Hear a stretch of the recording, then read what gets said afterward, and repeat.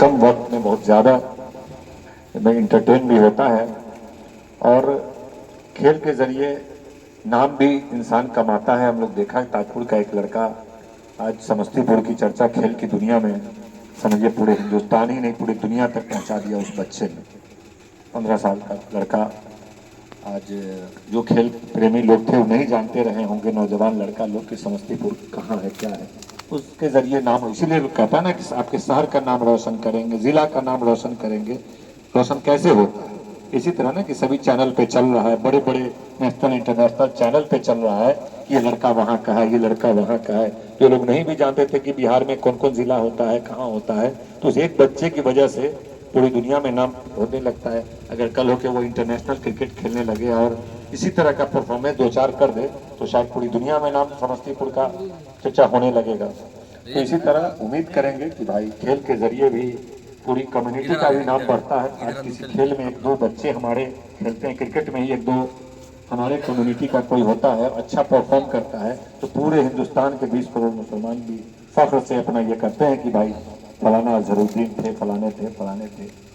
तो इसके ज़रिए भी पूरी कम्युनिटी का भी का सर फख्र से ऊपर उठता है। और अपने गांव शहर तो छोटी बात है, पूरे हिंदुस्तान की कम्युनिटी का उठता है। तो हम लोग को मदद करना चाहिए, जो भी लोग हैं, जिम्मेदार लोग हैं, सलाहियतमंद लोग हैं, जिनकी भी जो सलाहियत है, ऐसे बच्चों को एक प्लेटफॉर्म देना और उनको प्रोटेक्ट करना, उनको हौसला अफजाई करना, उनकी ज़रूरतों का भी ख्याल करना, तो हम सब लोग मिल करके ही करने का चीज़ है। हमको पिछली बार आए थे तो मैच में लोगों ने बुला लिया, आ गए थे, तो उस वक्त कुछ लोगों ने गुफ्तगू किया कि भाई कुछ चीज़ों की ज़रूरत है। हमने कहा तुरंत 1-2 दिन में ही हमने जो जो लिस्ट इन्होंने दिया था, ये चीज़ लेना है, क्या बूट था, जर्सी था, क्या क्या था, तो हमने फराहम किया है।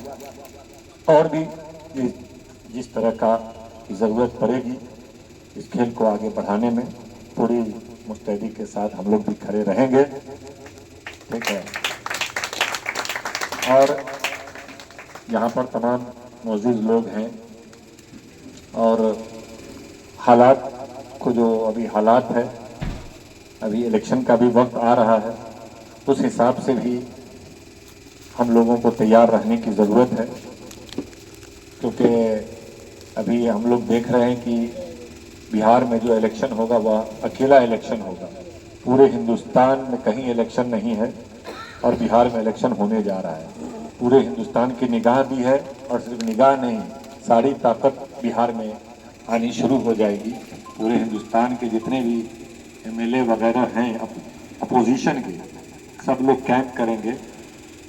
तो ये चीज़ गहराई से जो लोग नहीं जानते हैं, तो जैसे ही बिहार में इलेक्शन होता है तो सिर्फ बिहार के लोग चुनाव नहीं लड़ते हैं, पूरे हिंदुस्तान में लगभग स्टेट में बीजेपी का कब्जा है, चाहे मध्य प्रदेश हो, राजस्थान हो, ये गुजरात हो, महाराष्ट्र हो, दिल्ली हो, सब जगह से, हरियाणा वगैरह, उत्तर प्रदेश, सारे जगह के सारे एमएलए एमपी 1 से 1.5 महीना तक अब आपके बिहार में रहेंगे। सारे नेता, सारे जिलाध्यक्ष पूरे हिंदुस्तान के यहीं रहेंगे, सारे प्रदेश के कमेटी यहीं रहेंगे। हर इंसान को एक एक पंचायत की जिम्मेदारी दी जाएगी। बड़े बड़े विधायक को भी कहा जाएगा सिर्फ एक पंचायत, आपको भगौनी देखना है, जितना भी खर्च हो, जैसे भी हो, यहाँ पर आपको 500 वोट बढ़ाना है, बस इतना ही टारगेट होगा, तो 400-500 वोट बढ़ाना है। तो इस तरह की एक बड़ी लड़ाई। और उधर से सारे जो धन्ना सेठ कहिए, सारे उद्योगपति भी उधर ही खड़े मिलेंगे, सारी प्रशासन उधर मिलेगा, केंद्र सरकार, राज्य सरकार आपको उधर ही मिलेगा, चुनाव आयोग से लेकर के सारे लोग उधर मिलेंगे। इधर हम लोग अकेले हो जाएंगे उस वक्त। अभी अपने आप को हम लोग मजबूत समझ रहे हैं, डे बाई डे वो हावी होता चला जाएगा। क्योंकि आपने पिछला इलेक्शन, पिछले 6 महीने के तजुर्बा को देखिए। हरियाणा में अभी इलेक्शन हुआ, हरियाणा के मामले को लेकर के पूरे हिंदुस्तान में किसान आंदोलन चला, खासकर हरियाणा के लोग पेश थे और 1000 से ज्यादा लोग शहीद हो गए आंदोलन करते करते। 1000 आदमी का वहां मौत हो गया, इतना बड़ा आंदोलन हुआ।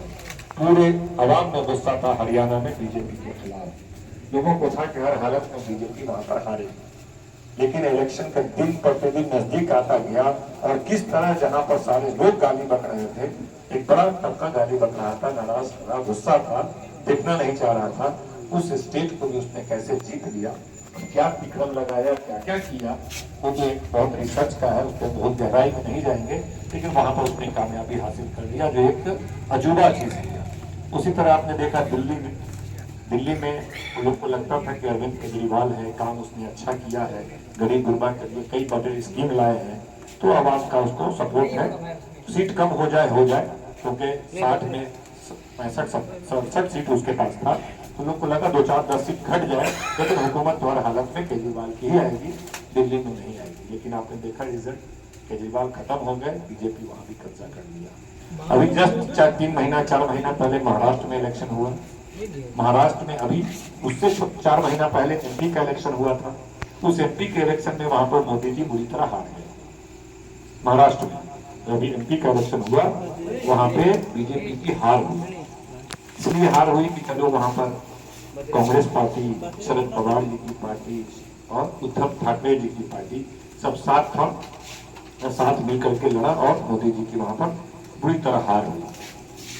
और फिर 2-4 महीने के बाद असेंबली का इलेक्शन हुआ, तो हम लोग को यकीन था कि भाई आसानी से यहाँ पर हुकूमत इंडिया गठबंधन का बनेगा, क्योंकि अभी जस्ट 4 महीना पहले इलेक्शन हुआ है और मोदी हारे हैं, तो फिर भाजपा को जीतने का यहाँ पर असेंबली में कोई इम्कान नहीं लग रहा है। लेकिन जब रिजल्ट आया तो हम लोग अवाक रह गए कि एक तरफा बीजेपी आया ही नहीं, एक तरफा आ गया पूरे महाराष्ट्र में। देख करके ताजुब, तो समझिए इसके पीछे बहुत सारा रीजन होगा ना, कोई एक रीजन नहीं होगा, बहुत सारा रीजन होगा। इतने तरफ से वो घेराबंदी करता है कि 3 बड़ी ताकत होने के बावजूद, और 6 महीने पहले वो बुरी तरह हारता है इलेक्शन, एमपी के इलेक्शन में और विधानसभा में पूरी तरह से उसका मतलब इंडिया गठबंधन का सफाया किया वहां पे। अब कुछ ही चंद स्टेट बचे हैं जो बीजेपी के चंगुल में से बचा हुआ है। यहाँ भी तो अभी बीजेपी है, डायरेक्ट नहीं है, नीतीश कुमार है, एनडीए का ही सरकार है, लेकिन कुछ ही स्टेट बचा हुआ है, जैसे आपको बंगाल हो गया या फिर झारखंड हो गया, इसी तरह 2 स्टेट ही बचा हुआ है। बाकी समझिए कि पूरे हिंदुस्तान में भगवा लहरा चुका है। इसीलिए उससे हम लोग को बचाने का के लिए अभी से जहन बना करके रखना है, और जिसकी जो सलाहियत है जहन में रखना है बना करके कि हम लोग उसको आने नहीं दें किसी भी तरीके से। क्योंकि अभी जो हुकूमत है, कुछ लोगों को इत्मीनान से है कि चलो कम से कम भाजपा नहीं है, नीतीश कुमार है, नीतीश कुमार बहुत ज़्यादा खुलेआम कुछ ऐसी हरकत नहीं करते हैं कि जिससे बहुत मतलब परेशान हुआ जाए। लेकिन जो कानून वगैरह पास हुए, जो कानून वगैरह बने, जिसके लिए आपकी कौम, आपकी मिलत पूरे हिंदुस्तान में आंदोलन किया, चाहे सीए कानून बना, उसमें भी वह साथ खड़े रहे बीजेपी के। उसके बाद 3 तलाक का कानून बना, जो शरीयत के खिलाफ कानून बना, उसमें भी डायरेक्ट इनडायरेक्ट वो साथ रहे। अभी फिर वक्त का